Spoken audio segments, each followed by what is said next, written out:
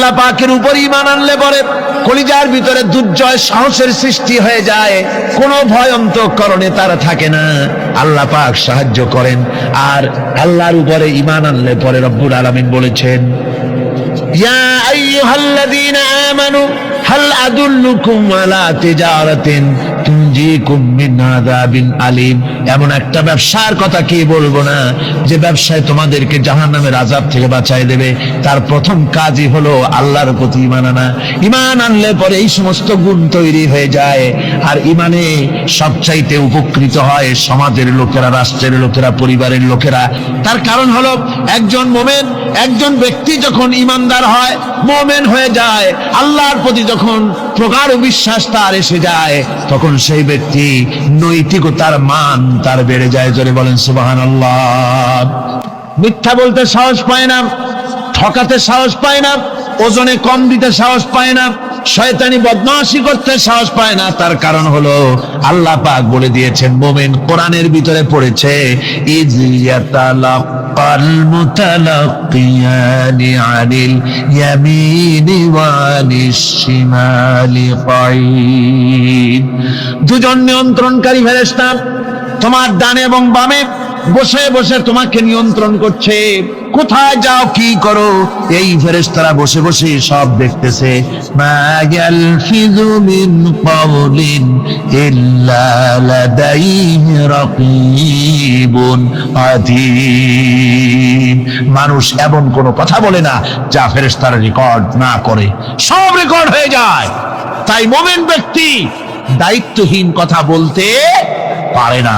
মহান আল্লাহ রাব্বুল আলামিন বলেছেন, ওয়ালাকাদ খালাকনাল ইনসানা ওয়া না'লামু মা তুওয়াসবিসু বিহি নাফসু। মানুষ সৃষ্টি করেছি আমি, তার অন্তঃকরণের ভিতরে ওয়াসওয়াসা কি হয় আমি জানি।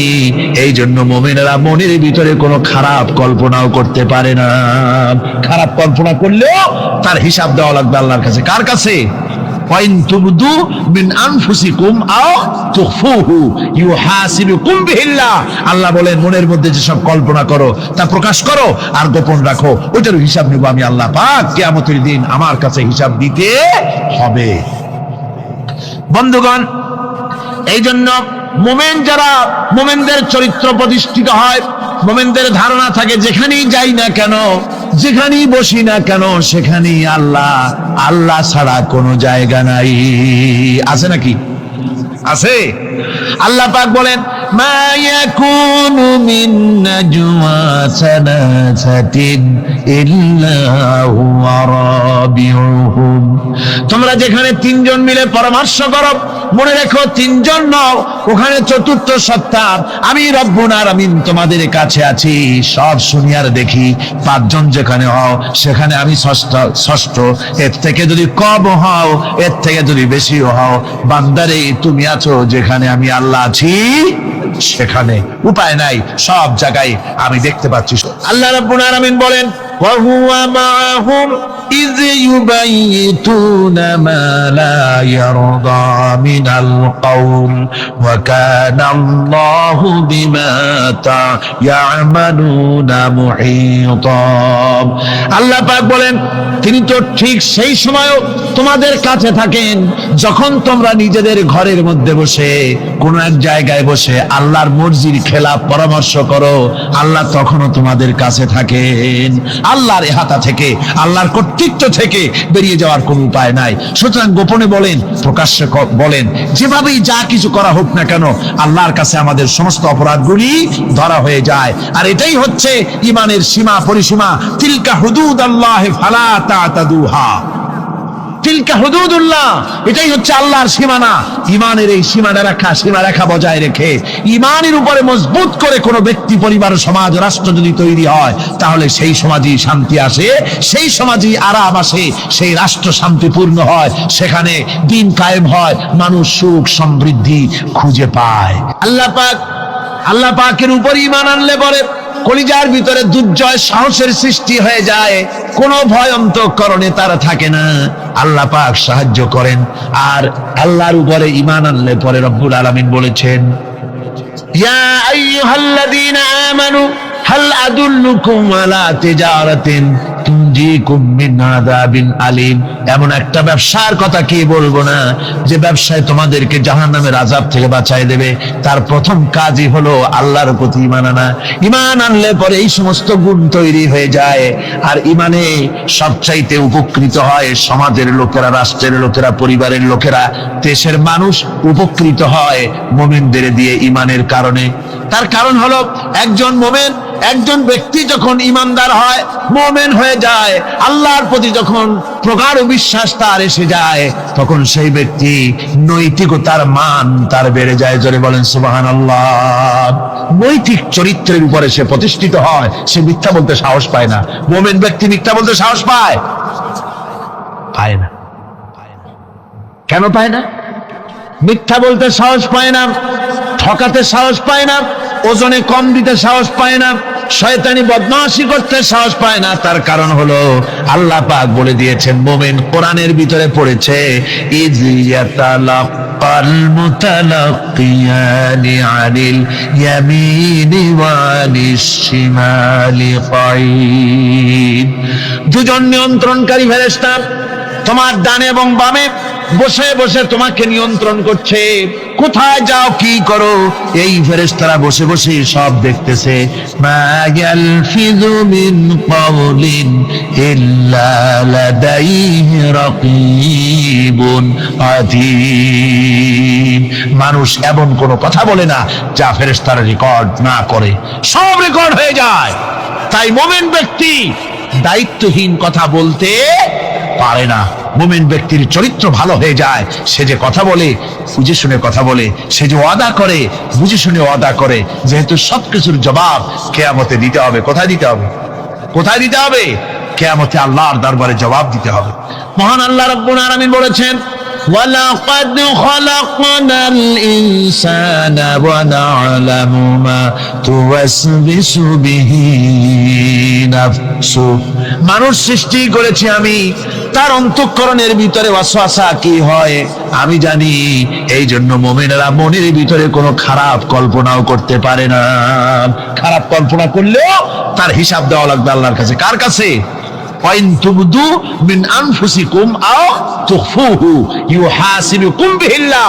আল্লাহ বলেন, মনের মধ্যে যেসব কল্পনা করো তা প্রকাশ করো আর গোপন রাখো, ওইটার হিসাব নেব আমি আল্লাহ পাক। কিয়ামতের দিন আমার কাছে হিসাব দিতে হবে। বন্ধুগণ, এই জন্য মুমিন যারা, মুমিনদের চরিত্র প্রতিষ্ঠিত হয়, মুমিনদের ধারণা থাকে যেখানেই যাই না কেন, যেখানেই বসি না কেন, সেখানেই আল্লাহ, আল্লাহ ছাড়া কোনো জায়গা নাই। আছে নাকি? আছে। আল্লাহ পাক বলেন, মা ইয়াকুনু মিন নাজওয়া সালাসাতিন ইল্লা হুয়া রাবিউহুম। তোমরা যেখানে তিনজন মিলে পরামর্শ করো, মনে রেখো তিনজন নও, ওখানে চতুর্থ সত্তা আমি রব্বুল আলামিন তোমাদের কাছে আছি। সব শুনিয়ার দেখি, পাঁচজন যেখানে হও সেখানে আমি ষষ্ঠ। এর থেকে যদি কম হও, এর থেকে যদি বেশি হও, বান্দারে তুমি আছো যেখানে আমি আল্লাহ আছি সেখানে। আলিমদেরকে, মুমিনদেরকে, যারা নাকি কালেমা পড়ে মুসলমান হয়, তাদের সকলের এই সাহস মনের মধ্যে আসা দরকার, ব্যক্তিত্ব আসা দরকার। কারো পরোয়া নাই, পরোয়া করবো শুধুমাত্র আল্লাহ। রিস্কের মালিক তিনি। আল্লাহ রাব্বুল আলামিন বলেছেন, ওয়ামা মিন দাব্বাতিন ফিল আরদি ইল্লা আলাল্লাহি রিজকুহা। এই পৃথিবীর বুকে এমন কোন বিচরণশীল জীব নাই যে জীবের রিস্কের দায়িত্ব আমি আল্লাহ আমার নিজ হাতে গ্রহণ করি নাই। সব জীবের রিস্কের চাবি আমার হাতে। কার হাতে? তাহলে ভয়টা কিসের? আপনার একটা পেট, তাই নিয়ে এত চিন্তা। অথচ এই পৃথিবীতে আল্লাহ পাক বলেন অসংখ্য প্রাণী আছে যাদের কোনো সঞ্চয় নাই। শকুন, শকুনের মরা গরু অনেকগুলি ব্যাংকে জমা আছে নাকি? কবে কোথায় একটা মরা গরু পাইছে আর খোঁজ নাই, খবর নাই। ওগুলা কি না খাইয়া মরতে দেখছেন রাস্তায় পথে ঘাটে? সুবহানাল্লাহ বিহামদিহি। অসংখ্য প্রাণী এভাবে দুনিয়া আছে। আল্লাহ রাব্বুল আলামিন বলেন যাদের কোনো সঞ্চয় নাই, যারা কোনো সঞ্চয় করে না, এ ধরনের সাপগুলি, শিয়ালগুলি, বাঘগুলি, পাখিগুলি, জলচর প্রাণী, স্থলচর প্রাণী, আর অন্তরিক্ষে মহাশূন্যে উড়ে বেড়ায় যেসব প্রাণী, এ ধরনের শত সহস্র কোটি কোটি প্রাণী, তারা সকাল বেলায় খালি পেট নিয়ে বেরিয়ে যায়। খালি পেট নিয়ে সকাল বেলায় বেরিয়ে গেল, আবার সন্ধ্যায় যখন বাসায় ফেরে সমস্ত প্রাণীগুলির পেট আল্লাহ রব্বুল আলামিন ভরে দেন। সুবহানাল্লাহ। একটা প্রাণীও খালি পেটে বাড়ি ফেরে না। সুবহানাল্লাহ, সুবহানাল্লাহ। অথচ তাদের কিন্তু জন্ম নিয়ন্ত্রণের ব্যবস্থাও নাই। জঙ্গলে যত প্রাণী আছে, তারা কি কোনোদিন মিছিল করে এসে বলেছে বাংলাদেশ সরকার আমাদের জঙ্গলের মধ্যে কোনো খোঁজ খবর তো আপনারা রাখেন না, এখানে বাচ্চা কাচ্চা বেশি হইতেছে আর খাওয়াইতে পারি না, এবার কিছু পরিবার পরিকল্পনার ওষুধপত্র পাঠান? কোনদিন বলেছে? বলে নাই, বলবেও না। কে খাওয়ায়? আল্লাহ পাক খাওয়া, আল্লাহ পাক খাওয়া। সুতরাং আল্লাহ রাব্বুল আলামিন রিজকের মালিক, একথা বিশ্বাস করতে হবে। সেই বিশ্বাসের অর্থ এই নয় যে আপনি চুপ করে বসে থাকবেন আর ফেরেশতারা রান্না করে আপনারে রূপচাঁদা মাছ খাওয়াই দিয়ে যাবে, এরকম না। বিশ্বাস করতে হবে, কাজ করতে হবে, এর ফলে আল্লাহ রাব্বুল আলামিন রিজকের ব্যবস্থা করবে। ঈমান আনার পর প্রথম যে কোয়ালিটিটা হবে, সেই কোয়ালিটি হচ্ছে পার্সোনালিটি, আত্মসম্ভ্রম, আত্মমর্যাদা। দুনিয়ায় কারোর সামনে মাথা সে নত করবে না, মাথা নত করবে কেবলমাত্র আল্লাহর কাছে। সে বিশ্বাস করবে খাইরিহি ওয়া শাররিহি মিনাল্লাহি তাআলা, ভালো মন্দ সব কার কাছ থেকে হয়? আল্লাহর কাছ থেকে হয়। সে কিছুতেই বিশ্বাস করবে না যে কোনো মাজারের কাছে গেলে, কবরের কাছে গেলে আমার তকদির পাল্টে যাবে, কোনো মোমেন তা বিশ্বাস করবে না। কথা বুঝতে পেরেছেন? ভালো করার মন্দ করার সবটা মালিক আল্লাহ সুবহানাহু ওয়া তাআলা। এরপরে 2 নম্বরের যে কোয়ালিটি সৃষ্টি হবে মুমিনের মধ্যে ঈমান আনার পর, সে গুণটা হচ্ছে সে বিনয়ী হবে। বিনয়, বিনম্রতা তার এক বৈশিষ্ট্য হবে। বিনয় এবং বিনম্রতার বৈশিষ্ট্য হবে। তার কারণ হচ্ছে ঈমান আনার পরে সে জানতে পেরেছে আল্লাহ রাব্বুল আলামিনের কর্তৃত্ব থেকে বেরিয়ে আসার ক্ষমতা কারো নাই। অহংকার করে যাব কোথায়? আস্ফালন করে যাব কোথায়? আল্লাহর রাজত্বের বাইরে, আল্লাহর ক্ষমতার বাইরে যাওয়ার ক্ষমতা তো কারোই নাই। সুতরাং অহংকার তার মধ্যে জায়গা পাবে না।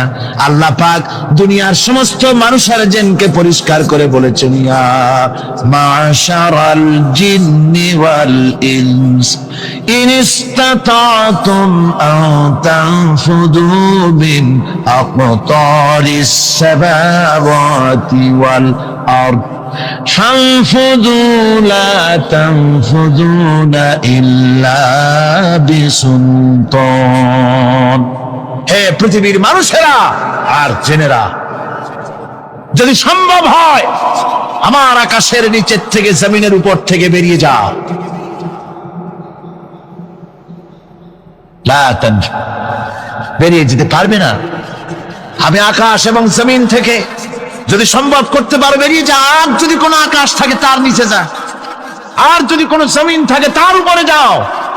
এমন দেশ যদি পাও যেখানে আমার আলো ছাড়া কোনো আলো আছে, আমার বাতাস ছাড়া কোনো বাতাস আছে, আমার চাঁদ সূর্য ছাড়া কোনো চাঁদ সূর্য আছে, যাও সেখানে।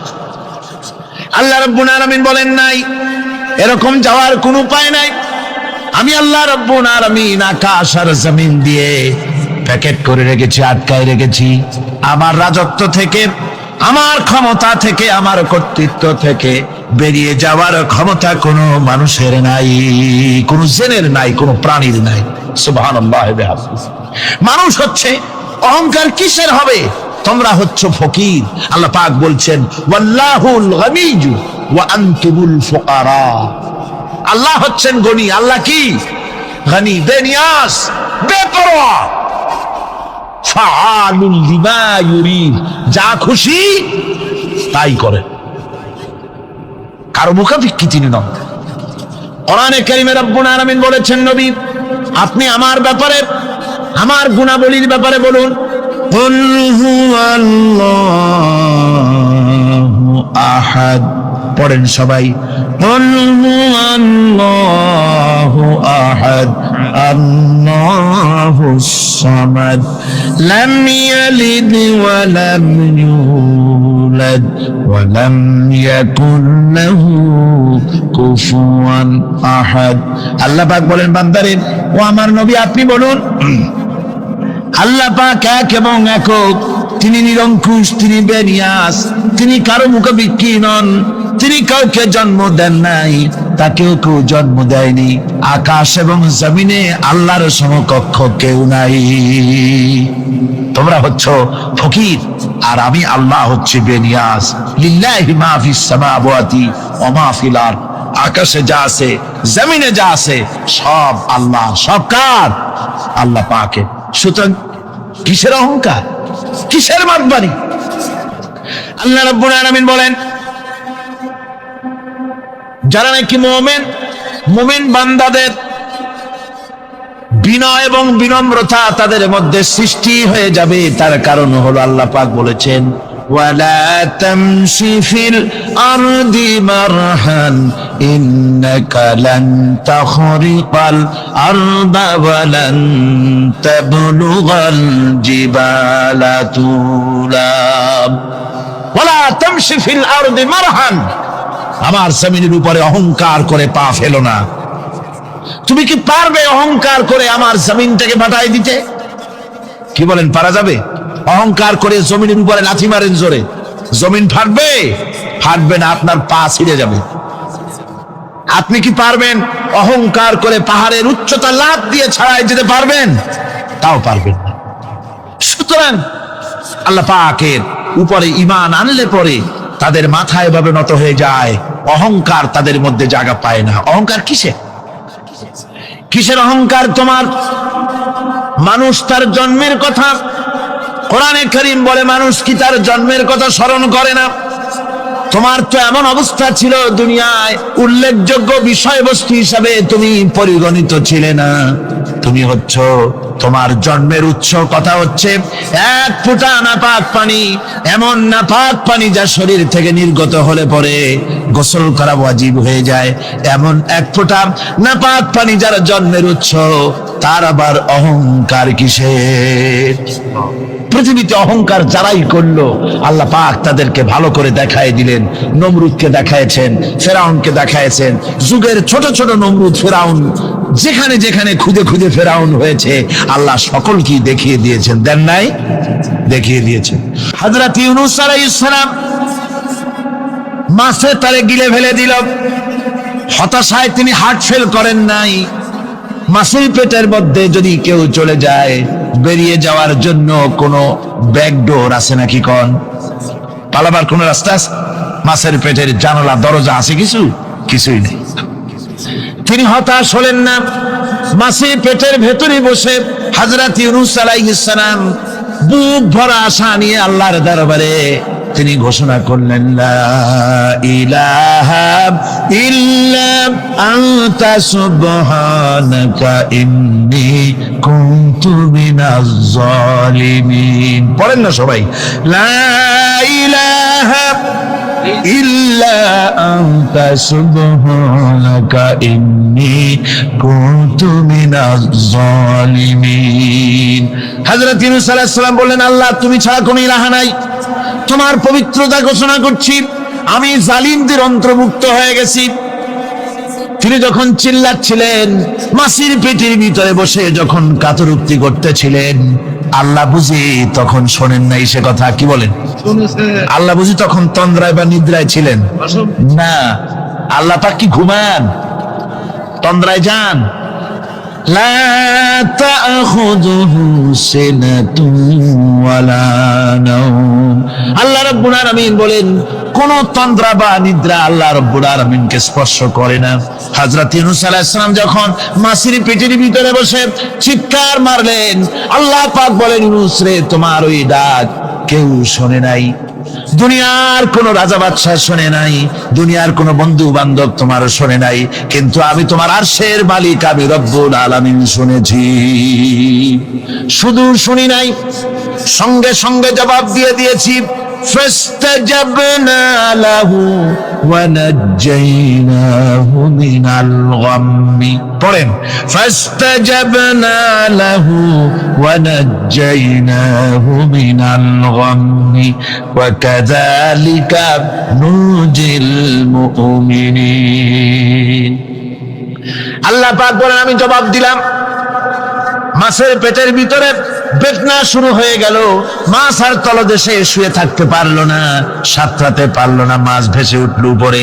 পেটের যন্ত্রণায় মাছ কিনারায় চলে এসে বমি করে দিতে পারলে যেন বাঁচি, এই অবস্থা মাছের হলো। কিনারায় চলে এলো, বমি করে ইউনূস আলাইহিস সালামকে ফেলে দিল, মাছও বাঁচলো, ইউনূস আলাইহিস সালামও বাঁচলো।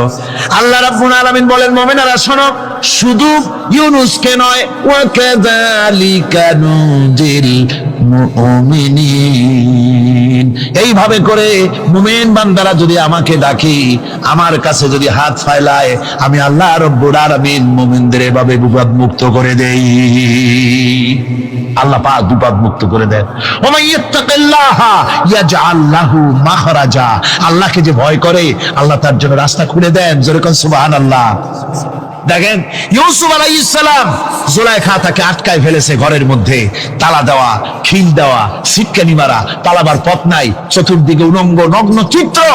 আর এই সুন্দরী যুবতী নারী জুলাইখা তার প্রেম নিবেদন করেছে হযরত ইউসুফের কাছে। যৌবনে ভরা টকবগে যৌবনের যুবক হযরত ইউসুফ আলাইহিস সালাম, সৌন্দর্যের পিরামিড, বাঁচার কোনো পথ নাই জুলাইখার কুপ্রবৃত্তি চরিতার্থ করে দেওয়া ছাড়া। কিন্তু হযরতে ইউসুফ আলাইহিস সালাম আল্লাহ রাব্বুল আলামিনকে ডাকলেন, হতাশায় ভেঙে পড়লেন না, আল্লাহকে ভয় করলেন, আল্লাহকে ডাকলেন। আল্লাহকে ডেকে, আল্লাহকে ভয় করে তালাবদ্ধ দরজার দিকে যখন দৌড় মারলেন, রব্বুল আলামিন আপন কুদরতে দরজার তালাগুলি খুলে দিলেন। ভাইরা আমার, এভাবে করে মুমিনেরা কখনো হতাশ হয় না। ফাইন্না মাআল উসরি ইউসরা, ইন্না মাআল উসরি ইউসরা। মনে রাখতে হবে, দুঃখ কষ্টের সাথে থাকে সুযোগ সুবিধা, আর প্রত্যেক অসচ্ছলতার সাথে থাকে উদার সচ্ছলতা।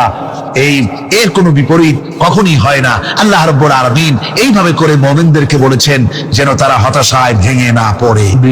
আল্লাহ পাক বলে, বান্দা যখন আমাকে ডাকে, আমি বান্দার একদম নিকটে, তার ঘাড়ের চাইতেও নিকটে। ওয়া নাহানু আকরাবু ইলাইহি মিন হাবলিল ওয়ারিদ, আমি আমার বান্দার সরব যে রগের উপরে তার মাথা, এর থেকেও আমি আমার বান্দার বেশি নিকটে। সুবহানাল্লাহ পড়ে। আমি তোমার কাছে, আমার কাছে মাপ চাও, যত বড় গুনাহ হোক।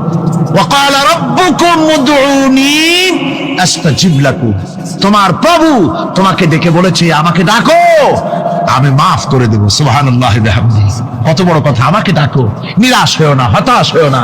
আল্লাহর গজব বেশি না রহমত বেশি? আল্লাহর রহমত বেশি। হাদিসে কুদসির ভিতরে এসেছে, আল্লাহ পাক বলেছেন, কোন বান্দা যদি আমার দিকে এক বিগত অগ্রসর হয়, আমার রহমত তার দিকে এক হাত এগিয়ে যায়। কোন বান্দা যদি আমার দিকে হেঁটে আসে, আমার রহমত তার দিকে দৌড়ে যায়। বান্দা যখন আল্লাহর দরবারে দুহাত উঁচু করে চোখের পানি ফেলে দেয়, মুসলিম শরীফের হাদিসের ভিতরে এসেছে, গভীর রাত্রে, রাতের তৃতীয় অংশে আল্লাহ রাব্বুল আলামিন প্রথম আকাশে আসেন আর ডেকে বলেন, পৃথিবীতে আছো নাকি কেউ গুনাহ করে জীবন বরবাদ করে দিয়েছো, আমার কাছে মাপ চাও। ঋণগ্রস্ত আছো, অসুস্থ আছো, অপমানিত আছো, কে আছো মাজলুম, আমাকে ডাকো, আমার কাছে বলো, আমি ডাকের সাড়া দেব, জীবনের আশা পূরণ করে দেব। ওই সময় যেই সমস্ত লোকেরা কাঁদে তাহাজ্জুদের নামাজ পড়ে, আল্লাহ জিজ্ঞেস করেন ফেরেশতারা, অমুক অমুক দেশ অমুক অমুক বান্দারা কাঁদে কেন? ফেরেশতারা বলে, রব্বুল আলামিন তুমি তো ভালো করে জানো। আল্লাহ বলেন, জানি, তবু তোমাদের মুখে শুনতে চাই। তারা বলে, রব্বুল আলামিন তোমার এই বান্দা গুনাহ করেছি, গুনার জন্য মাপ চায়, জাহান্নাম থেকে বাঁচতে চায়। আল্লাহ পাক বলেন, ফেরেশতারা আমার এই বান্দারা আমারে দেখেছে নাকি? বলে দেখে নাই। বলে আমার দোজখ দেখেছে নাকি? বলে না, তাও দেখে নাই। আমার বেহেশত দেখেছে নাকি? বলে না, তাও দেখে নাই। আল্লাহ পাক বলেন, ফেরেশতারা সাক্ষী থাকো, ওরা আমাকে দেখে নাই, আমার বেহেশত দোজখ কিছুই দেখে নাই, শুধুমাত্র আমার নবীর কথা, আমার কোরআনের কথা বিশ্বাস করে আরামের ঘুমকে হারাম করে যেভাবে তারা কাঁদতেছে, সাক্ষী থেকে যাও ফেরেশতারা, আবার রহমতের দরিয়ায় জোশ মেরেছে আমার ওই ক্রন্দনরত বান্দাগুলিকে আমি আল্লাহ মাফ করে দিলাম। সুতরাং মুমিন বান্দা যারা, আল্লাহর মুমিন বান্দা যারা, এই ঈমানের কোয়ালিটি, এটাও হতাশায় নিরাশায় ভেঙে পড়বে না। গুনাহ তো মানুষই করে, গুনাহ হয়ে গেছে মাপ চাও। তোমার গুনাহ কদ্দুর? তোমার গুনাহ যদি হয় পাহাড় সমান, আল্লাহর রহমত আকাশ সমান। জাহান্নামের কঠিন শাস্তি থেকে বাঁচতে হলে আল্লাহর প্রতি ঈমান আনতে হবে। আর ঈমান আনলে যে কোয়ালিটিগুলি হওয়া উচিত, সেগুলি আমি আপনাদের সামনে আলোচনা করছি। এরপর আরেকটি কোয়ালিটি হবে মুমিনের, তা হলো কঠোর কঠিন বিপদে অবিচল থাকবে, বিপদে ভেঙে পড়বে না। বিপদ আপদ, শত্রুতা, ক্ষয় ক্ষতি যা কিছু হয় সবই আল্লাহর পক্ষ থেকে, এটা মেনে নিতে হবে এবং ধৈর্য ধারণ করতে হবে। বিপদ মুসিবত শুধু উম্মতের জন্য নয়, দুনিয়ার সমস্ত নবীদের বিপদ এসেছে, হয় নাই? নবীদের বিপদ আসে নাই? কোরআনে কারীম থেকে শুনুন, আল্লাহ রাব্বুল আলামিন বলেন, ওয়াকাযালিকা জাআলনা লিকুল্লি নাবিয়্যিন আদুওয়াম মিনাল মুজরিমিন। আল্লাহ পাক বলেন, এমনি করে আমি সকল নবীদের শত্রু বানিয়ে দিয়েছি সব পাপিষ্ঠ আর অপরাধ প্রবণ লোকদেরকে। প্রত্যেক যুগে নবীদের শত্রু ছিল, প্রত্যেক যুগে নবীদের কি ছিল? শত্রু ছিল। সে শত্রু কারা ছিল? আল্লাহ পাক বলছেন নবীদের শত্রু ছিল পাপিষ্ঠ আর অপরাধ প্রবণ লোক, এরাই ছিল নবীদের দুশমন। রাসূলগণের অবস্থা যদি এই হয়, তাহলে তার উম্মত, ওই দিনের ধারক বাহক যারা, তাদের বুঝি বিপদ আপদ হবে না নাকি? আল্লাহ নবী ঘুমের থেকে জেগে হযরত আলীকে ডেকে বলেন, আলী, আল্লাহ অর্ডার করেছেন আমি মদিনায় চললাম, আমার বিছানার পরে আমার চাদর গায়ে দিয়ে শুয়ে থাকো। হযরত আলী বলেন, আল্লাহর হাবিব, আপনার চাদর গায়ে দিয়ে ঘুমিয়ে থাকবো, সকালবেলায় কাফির বেঈমানেরা আপনার বিছানার পরে আপনার চাদর গায়ে দেওয়া অবস্থায় আমি আলীকে তারা মুহাম্মদ মনে করবে, আর আমি আলীকে নবী মনে করে তারা তাদের তরবারি দিয়া কেটে কেটে টুকরা টুকরা করে আমারে বিদায় করে দেবে দুনিয়া থেকে। এতটুকুনো পরোয়া করি না, বরং আমার দিলের মধ্যে এটাই তৃপ্তি থাকবে যে আমি আলীর জীবনের বিনিময় আল্লাহর হাবিব দুনিয়ায় বেঁচে আছেন। নবীজি ঘরের থেকে বেরোলেন, চতুর্দিকে কাফেররা দাঁড়ানো। আল্লাহর নবী হাতে এক মুষ্টি বালু হাতে নিয়ে শাহ হাতের বজু পড়ে 3 বার দম করে বালুগুলো ছেড়ে দিলেন। বালিগুলি ঘরের চতুর্দিকে কাফেরদের চোখে চলে গেল। পরবর্তী সময় রব্বুল আলামিন ডেকে বলেন, নবীরে, বালি যখন নিক্ষেপ আপনি করেছিলেন, ধুলাগুলি আপনি তো শুধু নিক্ষেপ করেছিলেন, কিন্তু চতুর্দিকে কাফেরদের চোখে গেল কেমনে? একদিকে মেরেছিলেন, সেই দিকেই তো যাওয়ার কথা ছিল, চতুর্দিকের কাফেরের চোখে চোখে সেগুলো পৌঁছে গেল কেমনে? ওয়ামা রামাইতা ইদ রামাইতা ওয়ালাকিন্নাল্লাহ রামা। আপনি নিক্ষেপ করেন নাই, যখন আপনি নিক্ষেপ করেছিলেন আপনি তো শুধু বালু কণা ছেড়েছেন, আর ওই বালু কণাগুলি ঘরের চতুর্দিকে সব কাফেরদের চোখে পৌঁছবার দায়িত্ব আমার কুদরত গ্রহণ করেছিল। আমার ভাইরা, নবীজি বিপদে, এতগুলি শত্রু তরবারি নিয়ে তিনি বিপদে ধৈর্য হারা হন নাই।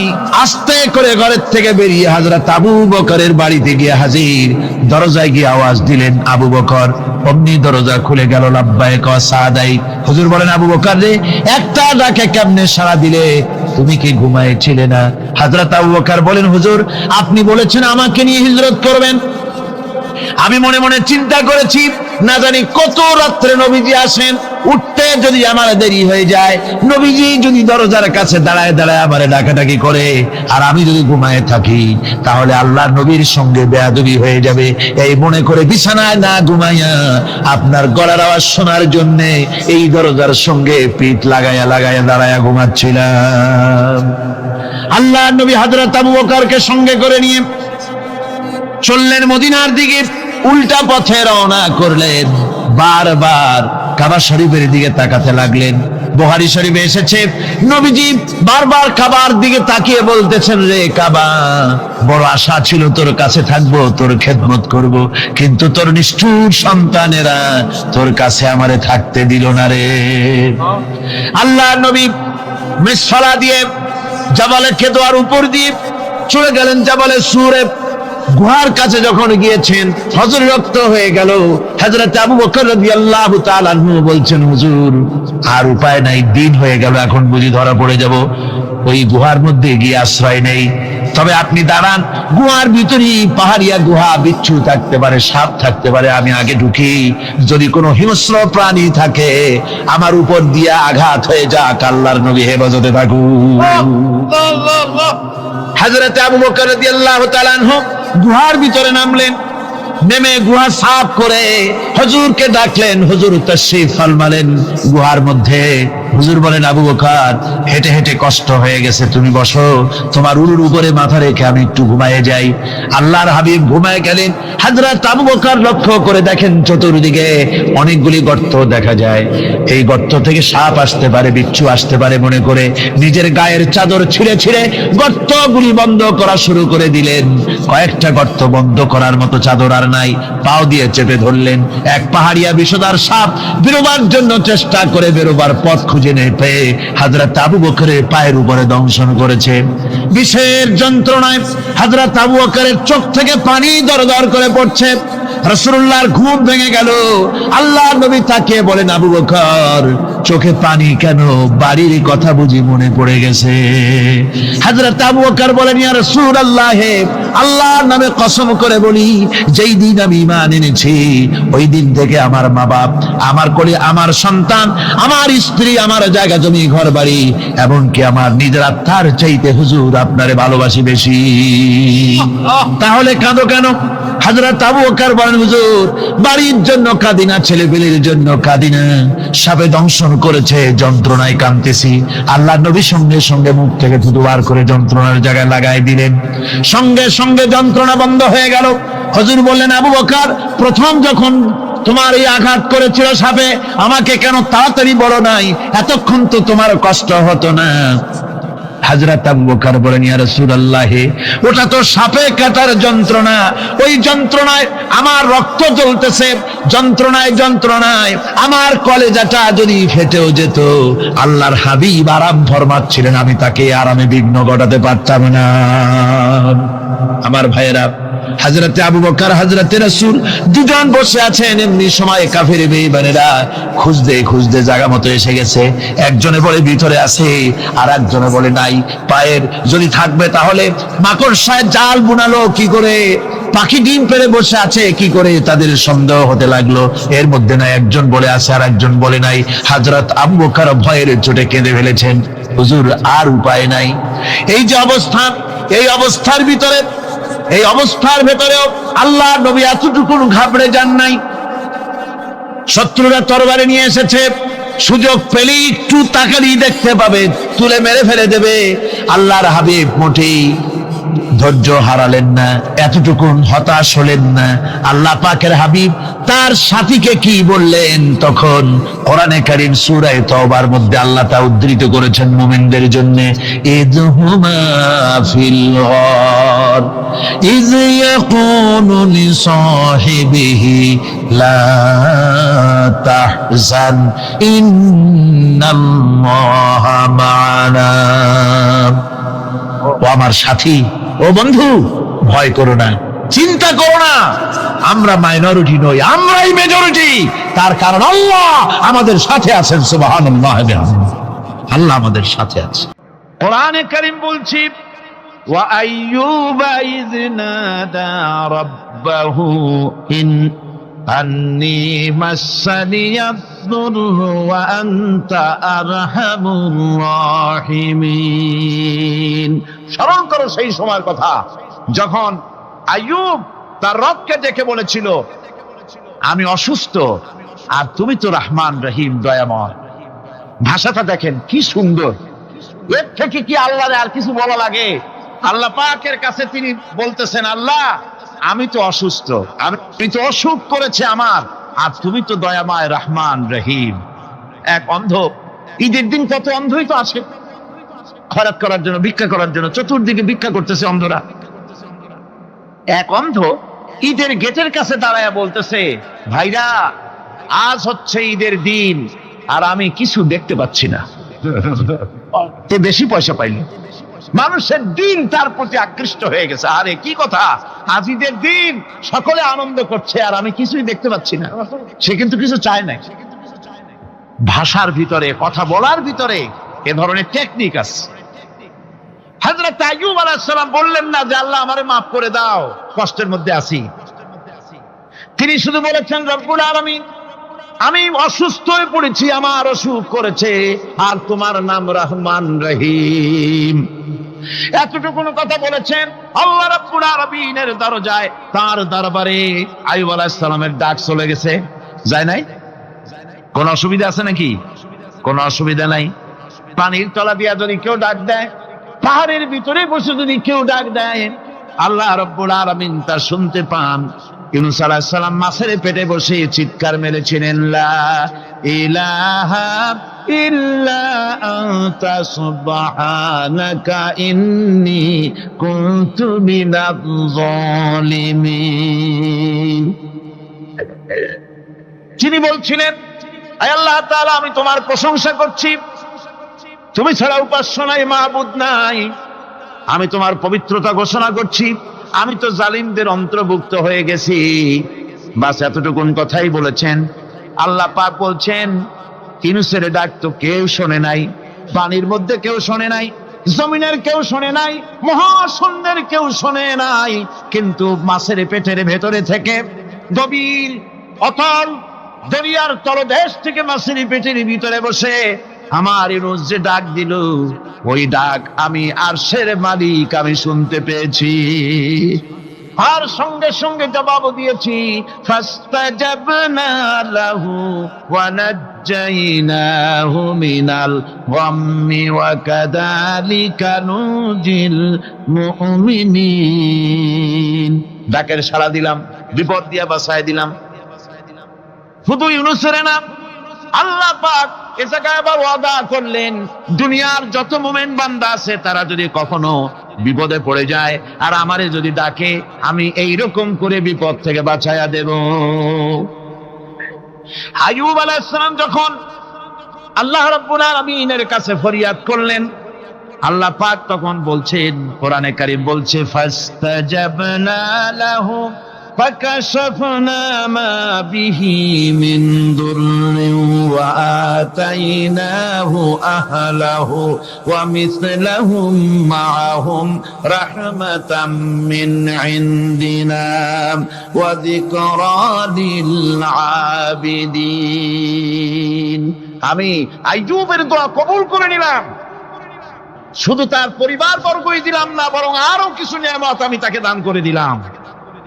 এবং তাই জন্য যেহেতু তারা ছিল আমার অনুগত বান্দা, আমার বাধ্যগত, আমি এই জন্য রহম করেছি, সমস্ত রোগ শোক আমি মাফ করে দিয়েছি। আমাদের সামান্য একটু জ্বর হয়, যদি 2-3 দিন জ্বর হয়েছে, জ্বর ছাড়ে না, বলে যে এত ভালো ভালো কাজ করি তারপর আমার এত জ্বর হওয়া লাগে, অমুকরা এত পাপ করে, তা তো কিছুই হয় না। খালি আল্লাহ আমার চোখে দেখলো, আমার বউর অসুখ, আমার অলুমুড়ি সারি না। ভাইরা, আপনি ঠিক পান না যে কি গুনাহ আপনি করেন। কোরআনে কারীম বলছি, ওয়ামা আসাবাকুম মিন মুসিবাতিন ফাবিমা কাসাবাত আইদিকুম ওয়া ইয়াফু আন কাসীর। যত বিপদ তোমাদের উপর আছে সব 2 হাতের কামাই করা, আর আমি তো অনেকগুলো ক্ষমা করে দেই। তোমরা যত পাপ করো, আকাম করো, সবগুলির শাস্তি যদি দুনিয়ায় দিতাম, সাহস করার সময় পেতে না। অসুখ হলেই অধৈর্য হয়ে যেও না, ধৈর্য ধরো। আল্লাহ পাক বলেন, শুধু আইয়ুব নয়, ওয়া ইসমাঈলা ওয়া ইদরিসা ওয়া যাল কিফলি কুল্লুম মিনাস সাবিরিন। এইভাবে করে ইসমাঈল, ইদ্রিস, জুলকিফল সবাই ছিল ধৈর্যশীল। জোরে বলেন সুবহানাল্লাহ। ধৈর্যের চরম পরাকাষ্ঠা ছিলেন তিনি। কোরআনে কারীম নবীদের এই কথাগুলি আমাদের শোনাচ্ছেন। হযরত ইয়াকুব আলাইহিস সালাম কলিজার টুকরা সন্তান হযরত ইউসুফ আলাইহিস সালামের জন্য তার মনটা পাগল ছিল। এত সুন্দর করে আল্লাহ তারে বানাইছিলেন, এত তিনি ছিলেন সৌন্দর্যের পিরামিড, যারা দেখলে চোখ ফিরানো যায় না, এমন সুন্দর সুপুরুষ যারা দেখি সেই যুগের সুন্দরী যুবতী মেয়েরা রূপের মোহে পড়ে নিজেদের আঙ্গুলগুলি কেটে ফেলে দিয়েছিল। রূপের মোহে এমন অবশ হয়ে গেছে, আঙ্গুল কেটেছে, হাত কেটেছে, টের পায় নাই। আবার ভুল বুঝবেন না, দুনিয়ার সেরা সুন্দর পুরুষ ইউসুফ আলাইহিস সালাম তা কিন্তু রাসূলের চাইতে বেশি নয়। হযরত উম্মুল মুমিনিন আয়েশা রাদিয়াল্লাহু তাআলা আনহা তিনি বলেছেন, যেই সব সুন্দরী রমণীরা ইউসুফ আলাইহিস সালামকে দেখে রূপের মোহে পড়ে নিজেদের আঙ্গুলগুলো কেটে ফেলেছিল, ওরা যদি আমার হাবিবকে দেখতো, ওরা যদি আল্লাহ রাসূলকে দেখতো, তাহলে হাত কাটতে কাটতে কোন ফাঁকে যে কলিজা কেটে ফেলে দিত, ওরা টের পেত না। আবার বন্ধুগণ, হযরত আইয়ুব আলাইহিস সালাম সন্তানের মায়া, অন্যান্য ভাইরা হিংসায় পড়ে গেল, তারা নিয়ে তাকে কুয়ায় ফেলে দিল। সেখান থেকে তারা একটা ছাগল বা কোনো পশু জবাহ করে তার রক্ত মাখাইয়া জামায়ানে হাজির করে দিল। হযরত ইয়াকুব আলাইহিস সালামের সামনে যে তারে নিয়ে খেলা করতে গিয়েছিলাম, আমরা খেলায় লিপ্ত ছিলাম, বাগে খাইয়া ফেলাইছে। এগুলি কি গপ্প? এগুলি কি কোরআন? আল্লাহ পাক শোনাচ্ছেন, বিশ্ববাসীকে শোনাইছেন। সূরা ইউসুফের চাইতে এত সুন্দর উপাখ্যান গোটা পৃথিবীতে আর নাই। সুবহানাল্লাহ। অনেকে ইউসুফ জুলাইখার কিসসা খুব মজা করে পড়ে, ফুর্তি করে, প্রেমের গল্প পড়ে। এটা কোনো প্রেমের গল্প নয়। ইউসুফ আলাইহিস সালাম জুলাইখা ইউসুফ আলাইহিস সালামের জন্য কাঁদতে কাঁদতে চোখ কানা হয়ে গেছে। এরপর ইউসুফ আলাইহিস সালাম জুলাইখারে পাওয়ার জন্য পাগল হয়ে গেছে। নাউজুবিল্লাহ, এটা হয়নি কখনো। তিনি আল্লাহর পয়গম্বর, আর আল্লাহ কেমনে তারে বাঁচিয়েছেন? যখন জুলাইখা ঘরের ভিতরে সুন্দর করে যৌন উন্মাদনামূলক চিত্র অঙ্কিত করে ঘরের মধ্যে আটকায় দিয়েছে, তালা লাগায় দিয়েছে, আর নিজে যৌন দীপক কাপড় চোপড় পরেছে না পরার মতোই। সে যুগের সুন্দরী মেয়ে জুলাইখা। তার কুপ্রবৃত্তিকে চরিতার্থ করার জন্য আহ্বান করা হয়েছে। হযরত ইউসুফ আলাইহিস সালাম লক্ষ্য করে দেখলেন এমন জায়গা, এখান থেকে পালাবার তো পথ নাই, দরজা বন্ধ করে দিয়েছে। তিনি শুধু তখন কেবলমাত্র আল্লাহ রব্বুল আলামিনকে ভয় করলেন। আল্লাহকে ভয় করে আল্লাহর নাম নিয়ে যখন তালাবদ্ধ দরজার দিকে দৌড় দিয়েছেন, আল্লাহ রব্বুল আলামিন আপন কুদরতে তালাগুলি খুলে দরজা তার জন্য উন্মুক্ত করে দিলেন। ইউসুফ আলাইহিস সালামকে ফালাই দিয়ে এভাবে করে কাপড় এনে দিল তার সামনে, রক্তমাখা কাপড় পেয়ে হযরত ইয়াকুব আলাইহিস সালাম সন্তানদের মুখে কাহিনী শুনে তিনি কি বললেন? কোরআনে কারীম তা কোট করেছে। তিনি চিক দিলেন না, ফাল দিলেন না, ফিট হয়ে পড়লেন না। তিনি বললেন, কলিজার টুকরা সন্তান তার মরার খবর শুনেছেন। তিনি বললেন কি? ফাসাবরুন জামিলুন ওয়াল্লাহুল মুস্তাআনু আলা মা তাসিফুন। আমি উত্তম সবর অবলম্বন করব। তোমরা যে কাহিনী রচনা করেছো এর বেলায় আমি আল্লাহর কাছে সাহায্য চাই। আমি উত্তম সবর অবলম্বন করব। আমার ভাইয়েরা, 11 ভাই মনে করেছিল ইউসুফ আলাইহিস সালামকে মরণ কুয়ায় ফালাই দিছি। তারা তো ঠিক পায় নাই, এটা মরণ কুয়া না, এটা হচ্ছে একটা সুড়ঙ্গ, যাকে ইংরেজিতে বলে টানেল।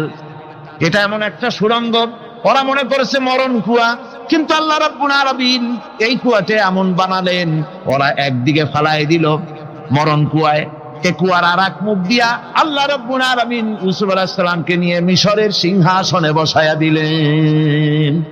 এটা মরণ কুয়া নয়, এটা রাজ সিংহাসনে বসার সুরঙ্গ পথ। ইউসুফ আলাইহিস সালাম আজ প্রেসিডেন্ট, সুবহানাল্লাহ, প্রেসিডেন্ট হয়ে বসে আছেন। ওদিকে কেনানে অভাব লেগে গেছে, সেখানকার মানুষেরা সাহায্য নিতে এসেছে। ওই 11 ভাইও আসছে। হযরত ইউসুফ আলাইহিস সালাম দেখি চিনে ফেলেছে। ওরা কিন্তু তখনও ঠিক পায় নাই। হযরত ইউসুফ আলাইহিস সালাম চিনে ফেলেছেন। এখন কি করা উচিত? সবগুলোকে ঠ্যাং উপরের দিকে উঠাইয়া তারপরে সমানে ধোলাই দেওয়াই তো স্বাভাবিক ছিল, আমাদের মতো মানুষ হইলে, ঠিক কিনা? ঠিক তো বলবেনি, অভ্যাস তো এটাই। হযরত ইউসুফ আলাইহিস সালাম তাদের সামনে পরিচয় দিলেন। তারা যখন বুঝতে পারলো, লজ্জায় তাদের মাথা হেট হয়ে গেল। হযরত তার এক তো লজ্জা, আর 2 নম্বরের ভয়, জান নিয়া কেনানে কেউ ফিরে যাইতে পারবো না। এখন অবস্থা হয়েছে যে জীবনই যায় নাকি এখানে। হযরত ইউসুফ আলাইহিস সালাম ভাইদের এই করুণ দুরবস্থা বুঝতে পারলেন। বুঝে চরম ধৈর্য ধরে তিনি কি বললেন? তিনি বললেন, লা তাসরিবা আলাইকুমুল ইয়াউম। ও ভাইরা, তোমাদের বিরুদ্ধে আমার কোনো পাপ নাই, দুঃখ নাই, বিদ্বেষ নাই, হিংসা নাই, আল্লাহর রাস্তে মাফ করে দিলাম। সুবহানাল্লাহ। এর নাম পয়গম্বর। এর নাম কি? পয়গম্বর। কিসের লেনিন, কিসের মার্কস? জওয়ানেরা, ভুল পথে মানুষ চলেছিল। আলহামদুলিল্লাহ, আল্লাহ এগুলোরে ডাস্টবিনে ফালাই দিছে। কারণ আলহামদুলিল্লাহ, আলহামদুলিল্লাহ। পয়গম্বর কারে বলে? কারে বলে পয়গম্বর? কি চরিত্র! রাসূল করিম সাল্লাল্লাহু আলাইহি ওয়াসাল্লাম, তাকে একজন সাহাবী বলছিলেন, হুজুর বলছেন এই কামটা করলা না কেন? সাহাবী বললেন, হুজুর আপনি যদি চোখের ইশারায় বলতেন, মুখ দিয়ে না কইয়া, তাও তো আমি কামটা করে ফেলতাম, আমি তো বুঝি নাই। হুজুর বললেন, চোখের ঠারে ঠারে কাজ করা নবুয়তের শান নয়। আল ওয়াদুহু ওয়াস সারাহা, নবীরা যা করেন তা ডাইরেক্ট, কোনো বক্রতা নাই, স্পষ্ট কথা। আমার ভাইরা, হযরত ইউসুফ আলাইহিস সালাম বিনিয়ামিনকে কাছে নিয়ে পরিচয় দিলেন তার ভাইদের সামনে। কোরআনে কারীম বলছে, ক্বালা আনা ইউসুফ ওয়া হাদা আখি قد من الله علينا إنه من يتقي ويصبر فإن الله لا يضيع أجر المحسنين। আমি ইউসুফ, আর এই হচ্ছে আমার ভাই। আল্লাহ আমাদের উপর ইহসান করেছেন। প্রকৃতপক্ষে যারা আল্লাহকে ভয় করে এবং সবর এখতিয়ার করে, আল্লাহ এভাবে তাদেরকে, তাদের আমলকে নিষ্ফল হতে দেন না। আমার এই জামাটা নিয়ে যাও। হযরত ইয়াকুব আলাইহিস সালাম, কলিজার টুকরা সন্তান ইউসুফ আলাইহিস সালামের বিরহ যন্ত্রণায় ছেলেকে কতদিন দেখে না, কাঁদতে কাঁদতে চোখ দুটো অন্ধ হয়ে গেছে। মিশর থেকে কেনানের দিকে জামা রওনা হয়েছে। কোথায় মিশর, কোথায় কেনান? জামা যখন রওনা হয়ে গেছে, হযরত ইয়াকুব বলতেছেন, আমি যেন আমার ইউসুফের গন্ধ নাকে পেতেছি। জামা চলে এলো, চোখের উপরে রাখলেন, আল্লাহ রাব্বুল আলামিন তাকে চক্ষুষ্মান বানায়া দিলেন। ভাইরা আমার, পয়গম্বরেরা সবর করে গোটা দুনিয়ার মানুষের সামনে দৃষ্টান্ত সেট করেছেন সবর কারে কর। আমার ভাইরা, হযরত ইব্রাহিম আলাইহিস সালামের কথা আল্লাহ পাক কোরআনে কারিমে বলছেন সবর কারে কয়। দেখো, শেখো সবর কারে কয়। আল্লাহ পাক বললেন, ইব্রাহিম, তোমার বিবি আর তোমার নবজাতক এই সন্তানকে রেখে আসো মক্কা নগরীতে। তিনি চলে গেলেন। সেখানে ঘর নাই, বাড়ি নাই, কিচ্ছু নাই, চতুর্দিকে ধুধু বালু আর মরুভূমি। হযরতে হাজরা বলছেন, ইব্রাহিম, সামান্য পানি আর খাবার দিয়া আমার সন্তান শুদ্ধ এখানে রেখে দিতেছো, আমি কি অপরাধ করেছি? কোনো জবাব নাই। 2 বার 3 বার বলার পরে হাজরা বলছেন, ইব্রাহিম গো, তবে কি আমার আল্লাহর হুকুম মতো আমারে রেখে যাচ্ছ নাকি? হযরত ইব্রাহিম আকাশের দিকে আঙ্গুল উঁচু করলেন, কথা বলবেন, বাক শক্তি বেরোচ্ছে না। 80 বছর বয়সের সময় একটা বাচ্চা আল্লাহ তারে দিছেন। আর এমন বাচ্চা, পয়গম্বরের ছেলে, কি সুন্দর চেহারা, মরুভূমির উপরে ফালাই দিয়ে রওনা হয়ে যাচ্ছেন, মুখ দিয়া কথা সরছে না, আকাশের দিকে দেখালেন। হযরত হাজরা বুঝতে পারলেন। হযরত হাজরা বলেন, ইব্রাহিম, কোনো চিন্তা নাই, নিশ্চিন্ত মনে বাড়ি ফিরে যাও। আমি আমার আল্লাহর উপরে এতটা ভরসা করি, আল্লাহর হুকুমে যদি আমার এখানে রেখে যেয়ে থাকো, আল্লাহ পাক আমাকে আর আমার কলিজার টুকরা ইসমাইলকে পানিতে আর খাবারে মারবেন না, অবশ্যই তিনি ব্যবস্থা করবেন। ব্যবস্থা হয়ে গেল। হযরত ইসমাইল বড় হয়ে গেলেন। আল্লাহ পাক অর্ডার করলেন, জবাহ করো ছেলেকে। হযরত ইব্রাহিম আলাইহিস সালাম যখন জবাহের প্রস্তাব করলেন, হযরত ইসমাইল তা আপত্তি করতেন, বাবাজি, আমার মায়ের আর আমাকে বাচ্চা অবস্থায় ফেলে গেলেন, খাবার দেন নাই, পরার দেন নাই, বছরের পর বছর আমাদের এখানে কাটলো, দেখতেও আসেন নাই, আজ আসছেন জবাহ দিতে। এটা কেমন কথা? কি ধরনের বাপ আপনি? এরকম বলছে নাকি? এরকম বলছে? হযরত ইব্রাহিম আলাইহিস সালাম প্রস্তাবটা কিভাবে পারলেন? আল্লাহ পাক কোরআনে কারিমের দৃষ্টান্ত রেখে দিয়েছেন। আল্লাহ পাক বলছেন, হযরত ইব্রাহিম ছেলেকে বললেন, ইয়া বুনাইয়া, ইয়া বুনাইয়া, হে আমার কলিজার টুকরা লাডলা, হে আমার কলিজার টুকরা সন্তান, ইন্নী আরা ফিল মানাম আন্নী আযবাহু, আমি স্বপ্নে দেখছি আমি যেন তোমাকে জবাহ করতেছি। ফানজুর মাযা তারা, তোমার রায় কি বলো? আমি তো স্বপ্নে দেখছি যে আমি তোমার জবাহ করতেছি, এখন তোমার রায় কি, তোমার মত কি? হযরত ইসমাঈল আলাইহিস সালাম শুনিয়া দিলেন দৌড়, নাকি? না, হযরত ইসমাঈল আলাইহিস সালাম ধৈর্যের প্রতীক, তিনি কি কথা বললেন? তার মুখের কথা কোরআন শরীফে আল্লাহ পাক উঠায় দিলেন। হযরত ইসমাঈল বললেন, ইয়া আবাতি ফাআল মা তু'মারু সাতাজিদুনি ইনশাআল্লাহু মিনাস সাবিরিন, হে আমার পিতা, আপনি যে ব্যাপারে আদিষ্ট হয়েছেন আপনি তা পালন করুন, অবশ্যই আমাকে ধৈর্যধারীদের মধ্যে পাওয়া যাবে। সুবহানাল্লাহ। এক বর্ণনা এসেছে, হযরত ইসমাঈল বললেন, আব্বাজান, আমি ধৈর্যধারীদের ভিতরে আমারে পাবেন, তবে জবাহ করার আগে আমার হাত পাটা একটু বেঁধে নেন, কারণ জবাহের যন্ত্রণায় আপনার গায়ে যদি আমার হাত পা লেগে যায় তো বেয়াদবি হয়ে যেতে পারে। আর আমি মরে আমার জবাহ হয়ে যাওয়ার পর আমার রক্ত মাখা জামাটা নিয়া আমার মা হাজেরারে দিবেন, কারণ তাকে মা বলবার মতো আর তো কেউ নাই। হযরত ইব্রাহিম তাকে বাঁধবার জন্য প্রস্তুতি নিলেন। হযরত ইসমাঈল বলছেন, আব্বাজান, বাঁধবেন না, বাঁধার প্রয়োজন নাই। বলে, কেন? একবার বাঁধতে বললে আবার তুমি নিষেধ করছো কেন? ছেলে বলছেন, আব্বাজান, বাঁধবো না এই জন্যে, হয়তো কিয়ামতেই প্রশ্ন উঠতে পারে যে আল্লাহর হুকুমে রাজি ছিল না বলে হাত পা ভাঙা জবাহ করছে, আমি এই সুযোগ দিব না, আপনি জবাহ করেন, আমি এতটুকু নড়াচড়া করব না। ধৈর্যের চরম প্রতীক হযরতে ইসমাঈল আলাইহিস সালাম দেখাই দিয়েছেন ধৈর্য কারে কয়। আমার বন্ধুগণ, এই পৃথিবীর সবচাইতে ধৈর্যের বড় প্রতীক হতেছেন ইমামুল মুরসালিন, আশরাফুল আম্বিয়া, সাইয়্যিদুল মুরসালিন, জনাবে মুহাম্মাদুর রাসূলুল্লাহ সাল্লাল্লাহু আলাইহি ওয়াসাল্লাম। আমার বন্ধুগণ, সবচাইতে বড় ধৈর্যের প্রতীক তিনি। কাউকে একটা গালি দেন নাই জীবনে, কাউকে ঠাট্টা করেন নাই, কাউকে মারেন নাই, কারো মনে দুঃখ দেন নাই। তিনি দুঃখ পেয়েছেন, তিনি কাউকে দুঃখ দেন নাই। তিনি কষ্ট পেয়েছেন, কাউকে কষ্ট দেন নাই।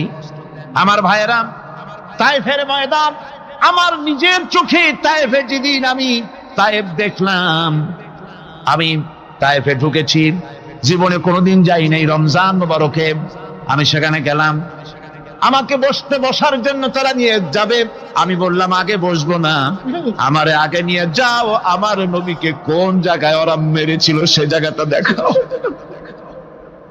তাইফের সেই গলিতে যখন আমি গিয়েছি, দুই দিকে পাহাড় দাঁড়ানো, তাইফের লোক আমার সাথে ছিল, তারা বলল এই জায়গাটা প্রথম যেখানে চতুর্দিক থেকে নবীজিকে পাথর মারছিল আর আল্লাহর নবী বেহুশ হয়ে পড়ে গিয়েছিলেন।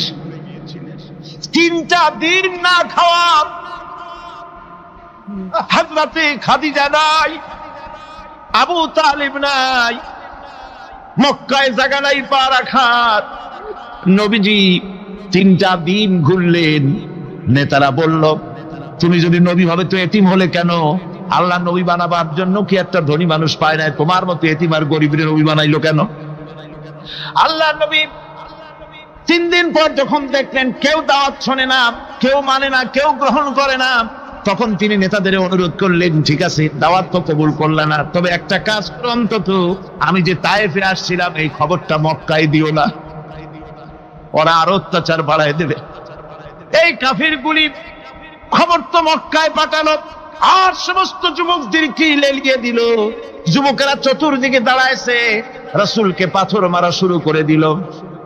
আমি যখন রেল লাইনের থেকে হাঁটি, যখন রেল লাইন কোনো সময় দেখি, রেলের পাথরগুলি, রেল লাইনের পাথরগুলি দেখলেই আমার মাথায় যেন কেন তাইফের কথা মনে এসে যায়। আরে মানুষের গায়ে পাথর মারলে কি অবস্থার সৃষ্টি হয়! পাথর নূরের শরীর, রহমতের শরীর, কিটি কিটি রক্ত ঝরছে। নবীজিকে জোর করে উঠাইয়া জবরদস্তি করে হাঁটার জন্য তারা ধাক্কা মারতেছে। আবার কিছুদিন গিয়ে নবীজি আবার বেহুশ হয়ে পড়েছেন, এইখান থেকে আবার উঠাইছে, আবার ধাক্কা মারতেছে। 3 নম্বরের আর একটা জায়গা আছে যেখানে ভাঙ্গা একটা মসজিদ। তাইফের লোকেরা আমাকে বলল এই জায়গাটা হলো শেষ জায়গা যেখানে রাসূল করিম 3য়বারের মতো বেহুশ হয়েছিলেন, এখানেই হুজুরের রক্ত ঝরেছে বেশি। 2 রাকাত নামাজ পড়লাম, সিজদায় পড়ে এমন কান্না কাঁদলাম আল্লাহর কাছে। নবীজি যখন হুঁশ এসেছে, হযরতে জিবরাইল বলেন ইয়া রাসূলুল্লাহ, আপনার এই কষ্ট দেখে ফেরেশতারা কাঁদতেছে, আপনি অনুমতি দিয়ে দেন এই 2 পাহাড়কে মিলাইয়া সমস্ত তায়েফবাসী কাফেরগুলি মাটির সাথে মিশাইয়া দেই। নবীজি বললেন জিবরাইল, আমি যদি হুকুম করি আর আমার হুকুম মতো যদি এই কাম করো, একটা কাফেরও যদি না বাঁচে তাহলে কার মুখে পৌঁছাবো লা ইলাহা ইল্লাল্লাহু মুহাম্মাদুর রাসূলুল্লাহ। আমার ভাইরা, হযরত সাল্লাল্লাহু আলাইহি ওয়াসাল্লাম উঠে বসলেন। এমন সময় হযরতে যায়েদ শরীরের রক্তগুলি মুছে দিতেছেন। হযরত সাল্লাল্লাহু আলাইহি ওয়াসাল্লাম বসে 2খানা হাত উত্তোলন করলেন। নবীজির চোখ থেকে পানি গড়ায় পড়তেছে। আরে কেউ নাই, আল্লাহ ছাড়া কেউ নাই সাহায্য করার। নবীজি হাত তুলে মোনাজাত করতেছেন, চোখ দিয়া পানি পড়ে দাড়ি ভিজে পড়তেছে, গায়ে দিয়া রক্ত ঝরতেছে। নবীজি কি দোয়াটা করলেন? বদদোয়া করলেন না, গজব দিতে বললেন না, নবীজি দোয়া করলেন রব্বুল আলামিন, এই তায়েফের লোকেরা আজকে আমার সাথে যে ব্যবহারটা করেছে, ওরা বোঝে নাই যে আমি তোমার নবী, ওরা বোঝে নাই যে আমি তোমার রাসূল, না বুঝে আমার উপরে যে অত্যাচারটা করলো, আল্লাহ তুমি এই জন্য রাগ করে এই তায়েফে তুমি গজব দিও না। আল্লাহ পাক পরবর্তী সময় হুজুরকে স্মরণ করাই দিলেন, ওয়া মা আরসালনাকা ইল্লা রাহমাতাল লিল আলামিন। ও নবী, আপনি হচ্ছেন আমার সমস্ত সৃষ্টি জগতের জন্য, আপনি আমার রহমত, আমার গোটা বিশ্বের জন্য আপনার, আমার সৃষ্টি জগতের জন্য আপনি আমার করুণা। একটা লোক রাসূলের এই কষ্ট দেখে বাগান থেকে 1 গ্লাস আঙ্গুরের শরবত এনে হাজির করেছে। এত কষ্টের পর 3 দিনের না খাওয়া আঙ্গুরের একটা শরবত পাইয়া হুজুর খুব খুশি হলেন। শরবত গ্লাস পান করে হুজুর বলছেন, তোমার নাম না আফতাস? তিনি বলছেন, হ্যাঁ হুজুর আমার নাম আফতাস। তোমার বাড়ি না ইউনূস আলাইহিস সালামের গ্রামে? বলে, হ্যাঁ আমার বাড়ি সেই গ্রামে। তা আপনি কি করে জানলেন আমার নাম আফতাস আর আমার বাড়ি ইউনূস আলাইহিস সালামের গ্রামে? আপনি জানলেন কি করে? হুজুর বললেন, আমি নবী হযরত ইউনূস নবী, একজন নবীর খবর আর একজন নবীর কাছে থাকে। রাসূল করিম সাল্লাল্লাহু আলাইহি ওয়াসাল্লাম সবর ইখতিয়ার করেছিলেন, ধৈর্য অবলম্বন করেছিলেন, আর আল্লাহ পাক তাকে নির্দেশ করেছেন সবর করো। ওয়াত্তাবি' মা ইউহা ইলাইকা ওয়াসবির হাত্তা ইয়াহকুমাল্লাহ। তুমি কেবল সেই জিনিসের অনুসরণ করো যা আমি তোমার প্রতি অবতীর্ণ করেছি। আমি আপনার উপরে যেটা অবতীর্ণ করেছি ওটার অনুসরণ করুন, আর সবর ইখতিয়ার করুন যতক্ষণ না আল্লাহর পক্ষ থেকে চূড়ান্ত ফয়সালা না আসে। ধৈর্য ধরুন, ধৈর্য ধরুন। আমার ভাইরা, কাফেরদের নির্যাতনের মোকাবেলায় আল্লাহ পাক তার হাবিবকে সান্ত্বনা দিয়েছেন। যখন কাফেররা নির্যাতন করতেছে, হারে হযরতে বেলাল নির্যাতিত, হযরতে সুমাইয়া নির্যাতিতা, হযরতে খাব্বাব, হযরতে হুবায়ব, হযরতে আম্মার রিদওয়ানুল্লাহি তাআলা আলাইহিম আজমাইন, এত মার হতেছে। হযরতে ওমর হযরতে খাব্বাব রাদিয়াল্লাহু তাআলা আনহুকে খোলা গায়ে দেখে বলছিলেন, খাব্বাব রে, তোমার পিঠে এত গর্ত কেন? এত গর্তওয়ালা পিঠ তো আমি মানুষের দেখি নাই, এত চিকুন কোমরওয়ালা মানুষও তো দেখি নাই। তিনি বলেছেন, ওমর তুমি কি ভুলে গেছো? ইসলাম কবুল করার অপরাধী কাফির বেঈমানেরা আগুন জ্বালায়া আংটা আগুনের উপরে আমাকে চিৎ করে শোয়াছে। আমি যেন নড়াচড়া করতে না পারি সেজন্য আমার বুকের উপরে পাথর চাপা দিয়ে রেখেছিল। গায়ের চর্বি আর রক্ত গলে গলে পড়ে আগুন নিবেছে, আর আগুন গোশত পুড়ে যে পিঠের মধ্যে প্রবেশ করেছিল আজও পর্যন্ত পিঠের সেই গর্ত সেরে যায় নাই। এভাবে অত্যাচার হচ্ছিল সাহাবীদের উপর। আল্লাহ রাব্বুল আলামিন তার হাবিবকে সান্ত্বনা দিলেন, ওয়াসবির ওয়া মা সাবরুকা ইল্লা বিল্লাহি ওয়া লা তাহজান আলাইহিম ওয়া লা তাকু ফি যায়কিম মিম্মা ইয়ামকুরুন। হে রাসূল, সবরের সাথে কাজ করতে থাকুন। আপনার এই সবরের তৌফিক তো আল্লাহই দিয়েছেন, আর ওদের সমস্ত ষড়যন্ত্র, ওদের অপকৌশলে আপনি দুঃখিত হবেন না, চিন্তা করবেন না, ভারাক্রান্ত হবেন না। আপনি নিশ্চিত থাকুন। ওয়াসবির লিহুকমি রাব্বিকা ফাইন্নাকা বিআয়ুনিনা। হে নবী, আপনার রবের চূড়ান্ত ফয়সালা আসা পর্যন্ত ধৈর্য ধারণ করুন। আপনি তো আমার চোখের সামনে। সুবহানাল্লাহ, সুবহানাল্লাহ। আপনি আমার চোখের সামনে। কে আপনাকে কি করবে আমি দেখবো না? সুবহানাল্লাহ। মন্ত্রী যদি, এই সলিমুদ্দিন মার্কা মন্ত্রী যত আছে, এই মন্ত্রীরা যদি দেখাতে ভয় কিসে? আমি তোকে দেখছি না? সাহসটা কেমন বাড়ে, কেমন বাড়ে সাহস। আর এ কোনো মন্ত্রী ছাতা মাথা না, কোন প্রেসিডেন্ট রাজা বাদশা না, আকাশ আর জমিনের মালিক আমার আল্লাহ রাব্বুল আলামিন বলছেন, হাবিব কোনো চিন্তা নাই, আপনি আমার চোখের সামনে। ওরা চায় আপনাকে দুনিয়া থেকে মিটাই দিতে, আর আমি চাই ওয়ারাফানা লাকা যিকরাক, আপনার প্রশংসা তো হবে গোটা বিশ্ব জুড়ে, সর্বত্র ছড়িয়ে যাবে আপনার নাম। সুবহানাল্লাহ বিহামদিহি।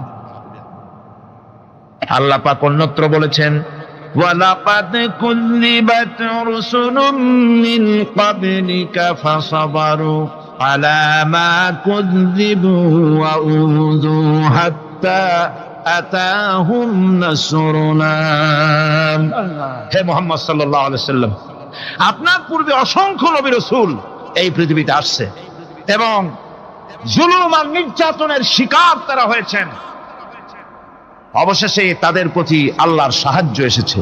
সুতরাং আপনাকেও ধৈর্য ধারণ করতে হবে। ধৈর্য ছাড়া কোনো পথ নাই। ধৈর্য আপনাকে ধারণ করতেই হবে।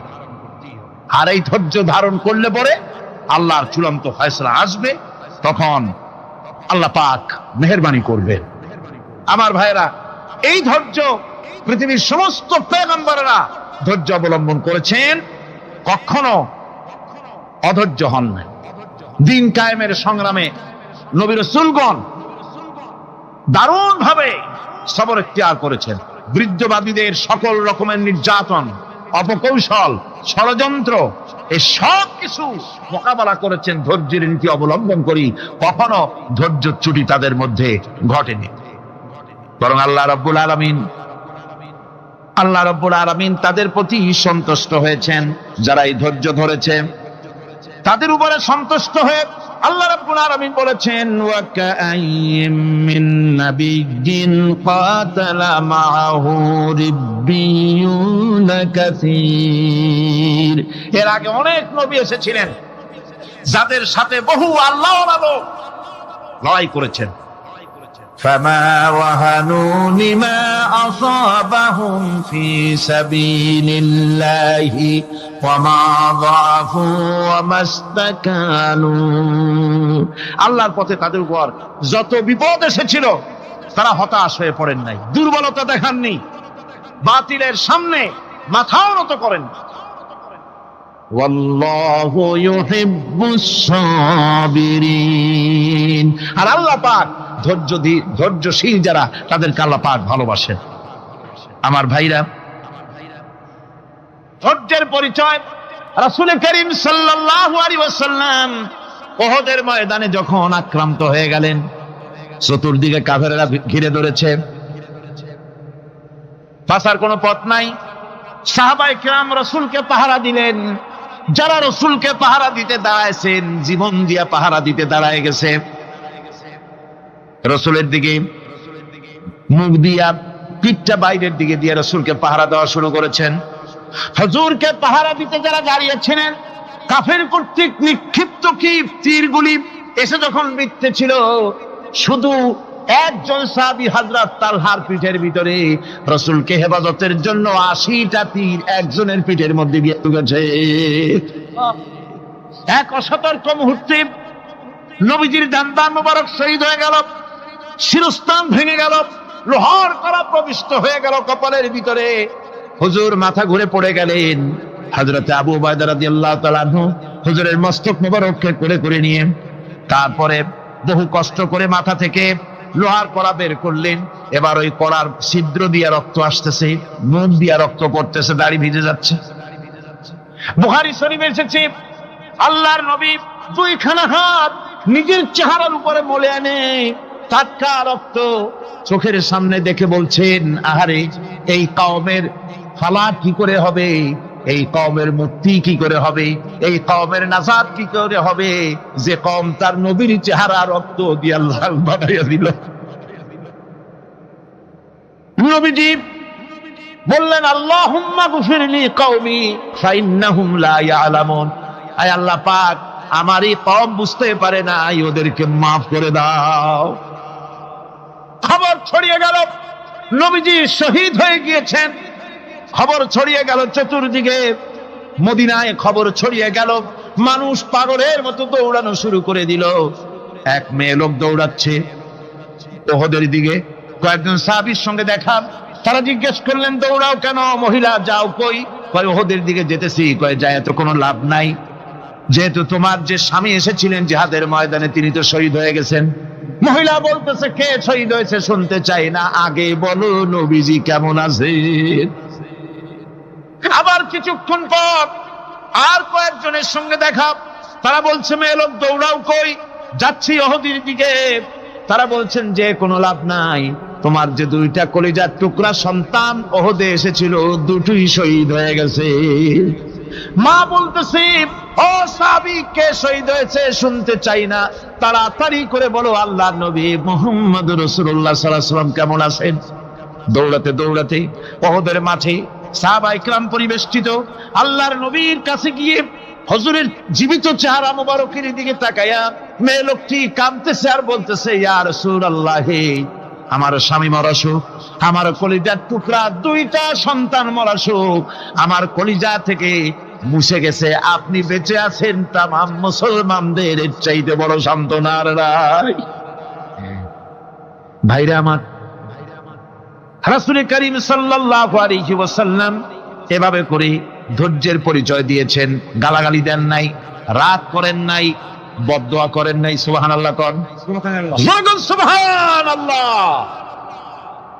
ভাইরা আমার, এই সবর এমন মহান বৈশিষ্ট্য এর মধ্যে রয়েছে জিহাদের ময়দানে যদি লোক কম হয় আর যদি তাদের মধ্যে সবর থাকে, বেশি সংখ্যক লোকের উপরে আল্লাহ পাক সবরকারীদেরকে বিজয়ী করে দিবেন। কোরআনে কারীমে রব্বুল আলামিন বলেন, কাম মিন ফিয়াতিন কালিলাতিন গালাবাত ফিআতান কাসীরাতাম বিইذনিল্লাহ ওয়াল্লাহু মা'আস সাবিরিন। এমন ঘটনার বহু নজির আছে যে কম সংখ্যক লোকেদের উপরে আল্লাহ পাক, বেশি সংখ্যক লোকেদের উপর আল্লাহ পাক কম সংখ্যক লোকদেরকে জয়ী করে দিয়েছেন। আল্লাহু মা'আস সাবিরিন, আর আল্লাহ আছে ধৈর্যশালীদের সাথে। আল্লাহ আছে কাদের সাথে? দেখেন না বদরের কামটা, বদরের ময়দান, 313 জন মুসলমান, অস্ত্রপাতি নাই, সামান্য অস্ত্র, আর কাফেরেরা এসছে হাজারেরও বেশি। আমার বন্ধুগণ, ধৈর্যে কত বড় কাম দিল, ধৈর্য ধারণ করেছেন তারা, আল্লাহর উপরে ভরসা করেছেন।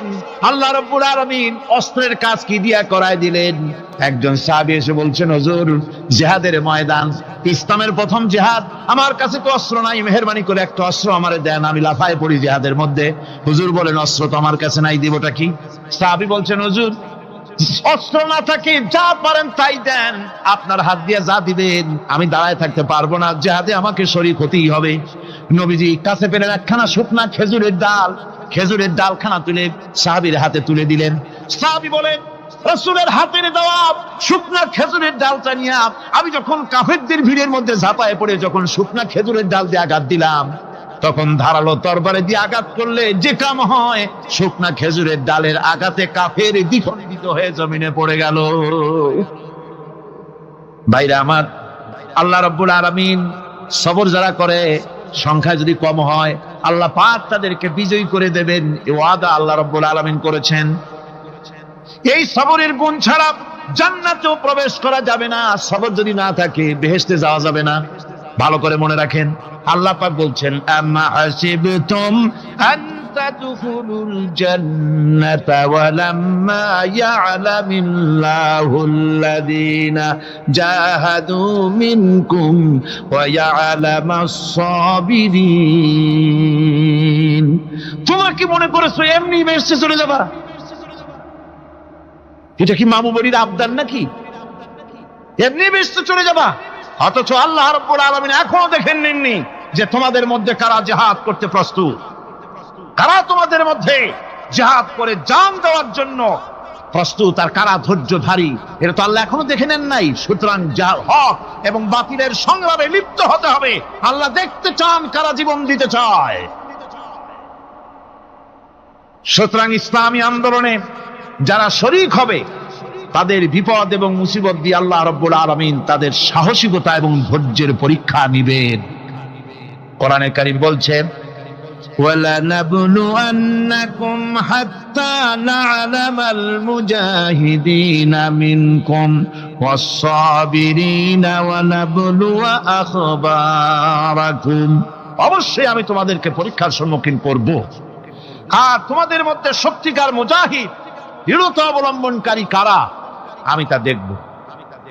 এটা যেন আমি দেখে নিতে পারি, সেই জন্য আমি বিপদ এবং মুসিবতের মধ্যে তোমাদের ফেলবো। ধৈর্যধারীদের উপরে আমার রহমত অবশ্যই থাকবে। খবর এমন এক সম্পদ যা ধারণ করলে পরে আল্লাহ রাব্বুল আলামিন রাষ্ট্রীয় ক্ষমতা দান করে দেন। কোন সুবহানাল্লাহ, জোরে কোন সুবহানাল্লাহ। ধৈর্য ধারণ করলে আল্লাহ রাষ্ট্রের মতো বিরাট নিয়ামত আল্লাহ হাতে তুলে দিবেন। তার প্রমাণ কোরআন শরীফে আল্লাহ বলছেন, বনি ইসরাইলরা মিশর থেকে যখন বহিষ্কার হয়ে গেল, তাদের যখন পা রাখার কোনো জায়গা থাকলো না, বনি ইসরাইলরা মিশর থেকে যখন বহিষ্কার হয়ে গেল, এরপরে আল্লাহ পাক তারা যখন ধৈর্য অবলম্বন করলো, আল্লাহ পাক তাদের ব্যাপারে বলছেন, ওয়া আওরাসনাল কওমাল্লাযীনা কানু ইউসতাদআফুনা মাশারিকাল আরদি ওয়া মাগারিবা আল্লাতী বারাকনা ফিহা। আর তাদের স্থলে আমি নির্যাতিত লোকদেরকে প্রতিষ্ঠিত করলাম। পশ্চিম এবং উত্তরের তাদেরকে আমি, পশ্চিম এবং উত্তরাত, পশ্চিম এবং পূর্বের উত্তরাধিকারী তাদেরকে বানায় দিলাম, বিরাট এলাকা তাদের হাতে আমি তুলে দিলাম। ওয়াতাম্মাত কালিমাতু রাব্বিকাল হুসনা আলা বানি ইসরাঈলা বিমা সাবারু। আর এভাবে করে আল্লাহ পাক তার কথাকে পূর্ণ করলেন বনি ইসরাইলদের উপরে। সবর এখতিয়ার করার জন্য, ধৈর্য ধরার কারণে আল্লাহ পাক রাষ্ট্রের মালিক তাদের বানায় দিলেন। যেরকম সুবহানাল্লাহ। সবর যদি করা হয়, তো যুদ্ধ যদি বাদে, যদি জাহাজ শুরু হয়ে যায়, আল্লাহ পাক বলেছেন ফেরেশতা দিয়ে সাহায্য করবে। যদি সবর থাকে তোমাদের, সবর থাকলে আল্লাহ কি দিয়ে সাহায্য করবেন? ফেরেশতা। কোরআনে কারীম বলছি, বালা ইন তাসবিরু ওয়া তাত্তাকু ওয়া ইয়াতুকুম মিন ফাওরিহিম হাদা ইউমদিদুকুম রাব্বুকুম বিখামসাতি আলাফিন মিনাল মালাইকাতি মুসাউমিমিন। হ্যাঁ, তোমরা যদি ধৈর্য অবলম্বন করো আর আল্লাহকে ভয় করে চলো, তাহলে এক্ষুনি আল্লাহ রাব্বুল আলামিন তোমাদের জন্য কাতারে কাতারে শৃঙ্খলাবদ্ধ 10,000 ফেরেশতা দিয়ে তোমাদেরকে সাহায্য করবেন। সুবহানাল্লাহ। তোমাদেরকে ফেরেশতা দিয়ে সাহায্য করা হবে। তোমরা যদি সবর এখতিয়ার করো, তাহলে সংখ্যা যদি কম হও, বেশি সংখ্যার উপরে জয়ী করে দেব। ইয়াকুম মিনকুম 20 সাবিরুনা ইয়াগলিবু মিয়াতাইন। যদি তোমাদের ভিতরে ধৈর্যশীল 20 জন হয়, আমি 200 কাফেরের বিরুদ্ধে তোমাদেরকে জয়ী করে দেব। সুবহানাল্লাহ। তোমরা যদি হও ধৈর্যশীল 200, কি কয় 20 জন, 200 কাফেরের উপরে তোমরা জয়যুক্ত হয়ে যাবে। আর বিপদ আর মুসিবতে যারা ধৈর্য ধরে, তাদের জন্য আল্লাহর পক্ষ থেকে সুসংবাদ। সুসংবাদ কাদের জন্য? ধৈর্যধারীদের জন্য। কোরআনে কারীম বলছে, ওয়াবাশশিরিস সাবিরিনাল্লাযীনা ইযা আসাবাতহুম মুসিবাতুন ক্বালু ইন্না লিল্লাহি ওয়া ইন্না ইলাইহি রাজিউন। সুসংবাদ সেই সব ধৈর্যশালীদের জন্য যারা নাকি বিপদ এবং মুসিবতে আসলে যারা বলে, কি বলে? পড়েন আমার সাথে, ইন্না লিল্লাহি ওয়া ইন্না ইলাইহি রাজিউন। এটা শুধু আমাদের লোকেরা কেউ মরলে পড়ে, এটা শুধু মরার সময় নয়, বরং যে কোনো বিপদ আর মুসিবত এলে মুমিন বান্দা যারা, তারা কি পড়বে? ইন্না লিল্লাহি ওয়া ইন্না ইলাইহি রাজিউন। নিশ্চয়ই নিশ্চয়ই আমরা আল্লাহর জন্য এবং আমাদের সকলকেই আল্লাহর কাছে ফিরে যেতে হবে, প্রত্যাবর্তিত হতে হবে। সবরকারীদের জন্য রয়েছে জান্নাতের সুউচ্চ সম্মানের জায়গা। জান্নাতে সবচেয়ে সম্মানজনক জায়গা আল্লাহ রাব্বুল আলামিন ধৈর্যশালীদেরকে দান করবেন।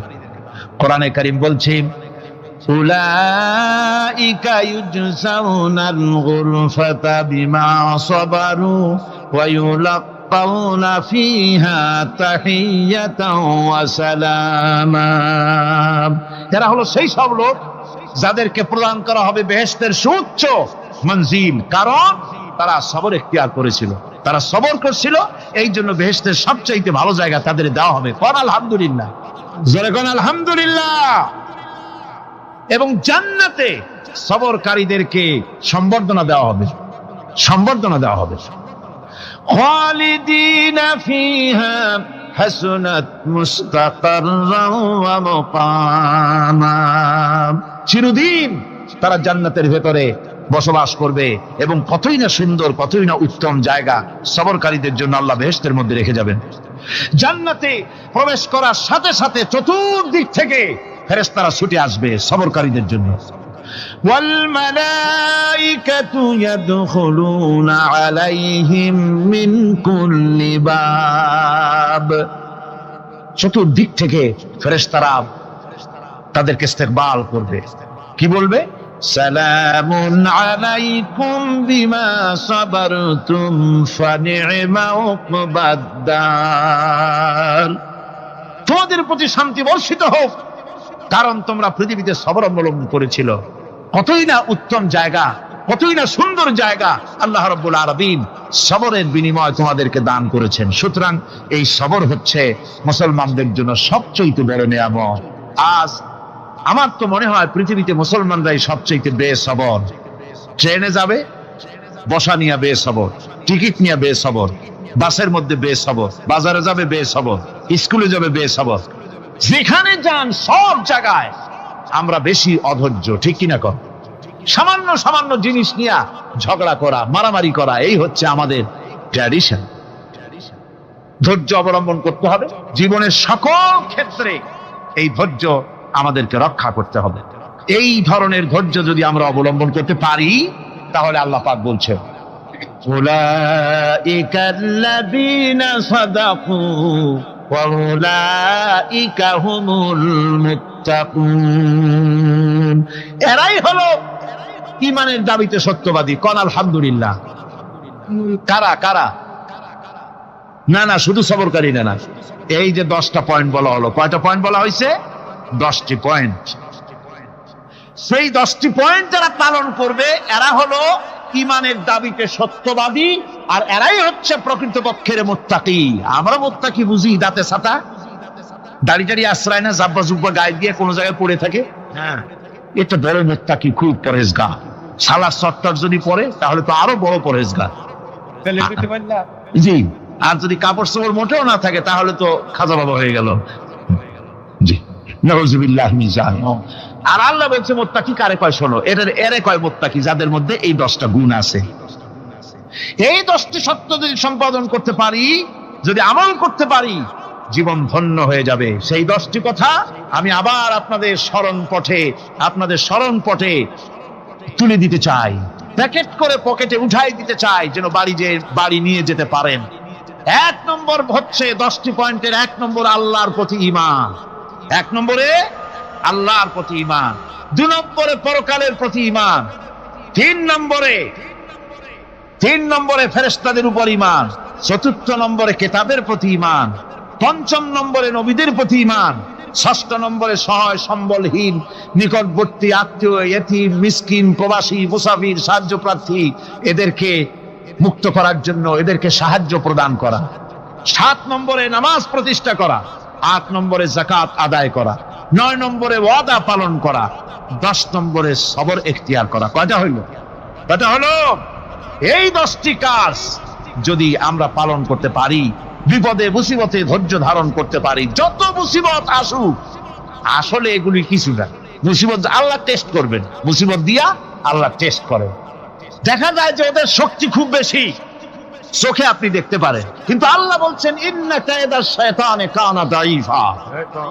বাতিলরা হলো শয়তান। বাতিলরা কি? আর ওদের চক্রান্ত আসলেই দুর্বল। এদের চক্রান্ত আসলে কি? দুর্বল। কাজেই এগুলিকে ভয় করা যাবে না। বিপদে মুসিবতে ধৈর্য ধারণ করে যদি অগ্রসর হওয়া যায় তো আল্লাহ রাব্বুল আলামিন এই 10টি পয়েন্ট যদি আমল করা যায়, দুনিয়াও শান্তি পাবো, আখিরাতেও শান্তি পাবো। যত মুসিবত আসুক, বিপদ আসুক, ধৈর্যের সাথে মোকাবেলা করতে হবে। ধৈর্যের অর্থ কি? আমি আগেই বলেছি, ধৈর্যের অর্থ হচ্ছে অবিচলতা, দৃঢ়তা, বরদাস্ত করা, সহিষ্ণুতা, ধীরতা, স্থিরতা। ধৈর্যের অর্থ এটা নয় একজন একটা থাপ্পড় মারলো আর আপনি বলবেন যে বাবা ব্যথা পাইছো নাকি, তাহলে আরো একখান থাপ্পড় দিয়া দাঁত আমার সবগুলো ভালাই দেন। এর নাম ধৈর্য নয়। ধৈর্য হচ্ছে পরিস্থিতির মোকাবেলা করতে হবে সাহসিকতার সাথে, এর নাম হচ্ছে ধৈর্য। ওই যে আমি একটা দৃষ্টান্ত দিয়ে থাকি, এক সাপ একবার মুরিদ হয়েছিল এক পীর সাহেবের কাছে। পীর বলছিলেন যে আমি তো এইসব সাপ টাপ মুরিদ বানাই না। কয় না হুজুর, আমারে বানান। তারপরে মুরিদ বানায় কিছু অজিফাতারে শিখাই দিল আর বললো খবরদার কাউকে দংশন করবে না। ঠিক আছে, সে যায়া জিজ্ঞাসা শুরু করে দিয়েছে। এর মধ্যে জমিনে রাখাল আসছে, ধান কাটছে, ধানগুলো নিবি কি করে, দড়ি দড়ি পাচ্ছে না। তো কি করা যায়, বাঁধবে কি দিয়া? সন্ধ্যার পরে অন্ধকারে দেখে যে দড়ি একটা পড়ে আছে। ও যে কি দড়ি তা তো ওরা বোঝে না। ওইটারে নিয়া ধান রে ফেসাইয়া লেজ দিয়ার মাথা দিয়ে এরকম করে বাসেটারে দিয়ে বাঁধছে। সাপ তখন বলতেছে হায় হায় রে, কেবল যে মুরিদ হইছি, তা না হলে তুই ঠিক পাইছি যে আমি কি ধরনের দড়ি। এরপরে নিয়ে বাড়ি নিয়ে ভালাই দেশে ডরে খুলে সাপটার ঘাড় গেছে মস্কিয়া। বহুত কষ্ট করে হুজুরের বাড়ি গিয়ে হাজির, কয় যে হুজুর কি একখান জিকির শিখাইলেন, আমার তো ঘাটটার মস্কে শেষ। আশ্চর্য কথা, কত মানুষ মুরিদ হইলো, কত কিছু মুরিদ হইলো, কারো তো জিকির করলে ঘাড় মস্কে যাবে কেন, এটা কেমন কথা? কয় হুজুর ঘটনাই। আরে বেটা ঘটনা এইটা, তুই কি করছিলি? কয় যে আপনি যে নিষেধ করছেন দংশন করতে, আমি তো দংশন করতে পারিনি। আরে বেটা দংশন করতে নিষেধ করছিলাম, ফোঁস করতে তো নিষেধ করি নাই। তোরে যখন দড়ি মনে করে হাত দিছিল, ফোঁস করে উঠতি, ওই রাখা লাভ দিয়া বন আর পার হইয়া দিল্লি চলে যেত। কাজী ধৈর্যের মানে শীত হয়ে পড়ে না। ধৈর্য মানে অবিচলতা, দৃঢ়তা নিয়ে শক্তি সঞ্চয় করে আল্লাহর উপরে ভরসা করে বাতিলের বিরুদ্ধে ঝাঁপিয়ে পড়তে হবে, বাতিল উৎখাত হতে বাধ্য হবে। অনাটনে, বিপদে, মুসিবতে আর হক আর বাতিলের সংঘর্ষ চলাকালীন ধৈর্য ধারণ করা, এটা হলো সবচাইতে একটা বড় কোয়ালিটি।